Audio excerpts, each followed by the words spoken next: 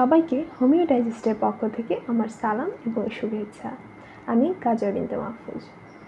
আজকে আমার আলোচ্য বিষয় হলো ডিএইচএমএস ফার্স্ট ইয়ারের মেটেরিয়া মেডিকা এর সংজ্ঞা এবং এর শ্রেণীবিন্যাস সম্পর্কে। তো চলুন শুরু করা যাক। যে গ্রন্থে ঔষধের ধরন এবং রোগ আরোগ্য করার ক্ষমতা, অর্থাৎ কোন ঔষধে কোন ধরনের রোগ বা রোগীকে আরোগ্য করার জন্য উপযুক্ত তা বিশদভাবে উল্লেখ করা থাকে, তাকে মেটেরিয়া মেডিকা বলা হয়। প্রতিটি চিকিৎসা ব্যবস্থারই নিজস্ব মেটেরিয়া মেডিকা আছে। হোমিওপ্যাথি চিকিৎসা বিজ্ঞানের মেটেরিয়া মেডিকাকে হোমিওপ্যাথিক মেটেরিয়া মেডিকা বলা হয়।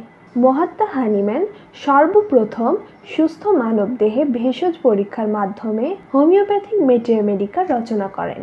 তার রচিত মেটেরিয়া মেডিকার নাম মেটেরিয়া মেডিকা পিউরা।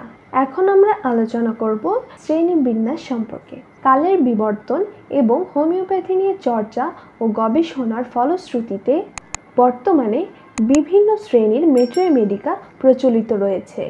বর্তমানে মেটেরিয়া মেডিকার শ্রেণীবিন্যাস করলে পাওয়া যায় মৌলিক লক্ষণ ভিত্তিক মেটেরিয়া মেডিকা, অঙ্গ ভিত্তিক মেটেরিয়া মেডিকা, ব্যাপক ভিত্তিক মেটেরিয়া মেডিকা, তুলনামূলক মেটেরিয়া মেডিকা, কিনোটস মেটেরিয়া মেডিকা।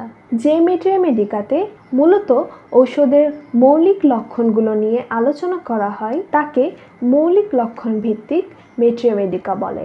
যেমন ডক্টর ইবি ন্যাশের প্রণীত লিডার্স ইন হোমিওপ্যাথিক থেরাপিউটিক। আর অঙ্গভিত্তিক মেটেরিয়া মেডিকা হলো যে মেটেরিয়া মেডিকাতে শরীরের বিভিন্ন অঙ্গের উপর ভিত্তি করে ওষুধ বর্ণিত করা আছে তাকে অঙ্গভিত্তিক মেটেরিয়া মেডিকা বলে। যেমন উইলিয়াম বরিকের প্রণীত pocket manual of homoeopathic materia medica.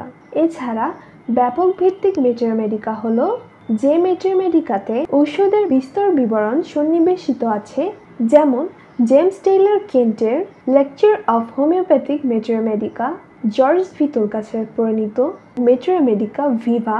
এছাড়া তুলনামূলক মেটেরিয়া মেডিকা হলো যে মেটেরিয়া মেডিকাতে একটি ঔষধের সাথে অন্য ঔষধের সম্পর্ক ও তুলনা করা হয়, যেমন H.A. রবার্টের প্রণীত the study of remedy by comparison.